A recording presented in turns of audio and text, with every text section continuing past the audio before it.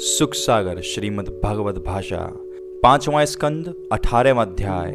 इस अध्याय में आज हम पढ़ेंगे श्री सुखदेव जी द्वारा प्रत्येक खंड में होने वाली हरि पूजा का वर्णन। लेकिन उससे पहले अगर आप चैनल पर नए हैं तो चैनल को सब्सक्राइब करें और नोटिफिकेशन बेल दबाने के बाद ऑल पर क्लिक करें ताकि आने वाले हर अध्याय को आप सुनिश्चित होकर सुन सकें। तो चलिए इस अध्याय को आरंभ करते हैं। श्री सुखदेव जी बोले, हे परीक्षित, हमने 9 खंडों की कथा तुमसे कही।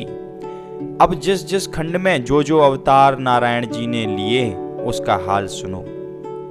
भद्राशव खंड में वृंदश्रवा नामक राजा था। वहां परमेश्वर ने हयग्रीव अवतार धारण किया।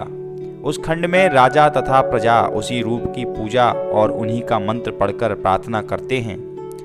नरहरि खंड में नरसिंह अवतार श्री नारायण जी ने लिया था।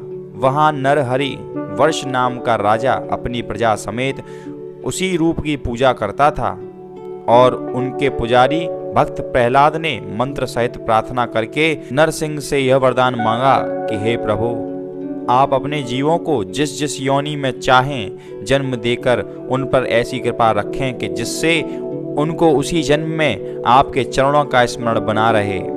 यह बात सुनकर नरसिंह भगवान बोले, हे प्रहलाद, तुम अपने लिए जो चाहो सो मांग लो, परंतु संसारी जीवों के लिए जो माया मोह में फंसे हैं ऐसा वरदान मत मांगो। तब प्रहलाद पुनः हाथ जोड़कर बोले, हे भगवान, संसार में जो लोग कुकर्म करते हैं उनका अधर्म अपनी दया से छुड़ा दो। अपने चरणों की भक्ति उन्हें देकर वैकुंठ में बुला लो।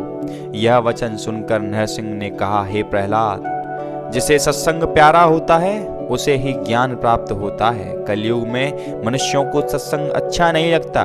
संसारी माया में फंसे रहते हैं। जो श्री हरि की भक्ति करता है उसके पास सब गुण अपने पास इस प्रकार चले आते हैं जैसे नीचे पृथ्वी पर पानी बहकर इकट्ठा हो जाता है। यह बात सुनकर प्रहलाद ने कहा, हे महाराज, जगत में कोई ऐसा भी मूर्ख होगा जिसे वैकुंठ जाने की इच्छा न होगी। आप लालच के कारण अपना वैकुंठ किसी को नहीं देना चाहते। मुझे इस बात में बड़ी लज्जा महसूस होती है कि संसारी लोग कहेंगे कि प्रहलाद के स्वामी लालची हैं। यह सुनते ही नरसिंह हंसकर बोले, हे प्रहलाद, तुम संसार में जाकर जिसे अति दुखी पाओ उससे वैकुंठ चलने के लिए कहो, देखो वह क्या कहता है। उनकी आज्ञानुसार प्रहलाद नगर में आकर किसी दुखी प्राणी को ढूंढने लगे। तब उन्हें एक सूकर अति रोगी दिखाई पड़ा। उसे महादुखी देखकर प्रहलाद ने कहा, तू यहाँ रहकर क्यों इतना कष्ट उठाता है? वैकुंठ चल, वहां तुझे बड़ा सुख मिलेगा। जब प्रहलाद ने स्वर्ग का सुख वर्णन किया तब वह सूकर बोला, मैं अकेला वहां नहीं चल सकता, परिवार सहित कहो तो चलूं। तुम नरसिंह से पूछ आइए। यह बात सुनते ही प्रहलाद ने जाकर नरसिंह भगवान से पूछा। वे बोले, बहुत अच्छा, सबको ले आओ। जब प्रहलाद ने आकर उस सूकर से परिवार सहित चलने के लिए कहा तब उस सूकर की स्त्री ने प्रहलाद से पूछा कि वैकुंठ में हमारे खाने के लिए विष्ठा है या नहीं। यह बात सुनकर कुछ सोचते हुए प्रहलाद ने कहा कि वहां नरक नहीं है और सब अच्छे अच्छे पदार्थ हैं। तब सूकर सूकरी आपस में सलाह करके बोले कि हमें यहाँ बड़ा सुख है, हम लोग स्वर्ग में नहीं जाएंगे। यह बात सुनकर प्रहलाद ने कहा कि तुम बड़े मूर्ख हो जो स्वर्ग को नहीं चलते। यह बात सुनकर वह सूकर प्रहलाद की ओर घुर्राने लगा। तब वे दूसरा जीव स्वर्ग में ले जाने के लिए ढूंढते हुए एक वृद्ध मनुष्य के पास जाकर बोले कि अब तुम बूढ़े हुए स्वर्ग में चलकर वहां का सुख भोगो। यह बात सुनकर बूढ़ा बोला कि अभी मुझे दुनिया में जीकर अपने बेटों का मुंडन अथवा विवाह करके नाती पोते देखने हैं। तुम्हारे कहने से अभी मैं कैसे मर जाऊं? तुम यहां से चले जाओ। हमारे बेटों के सामने कहते तो वह तुम्हें दंड देते।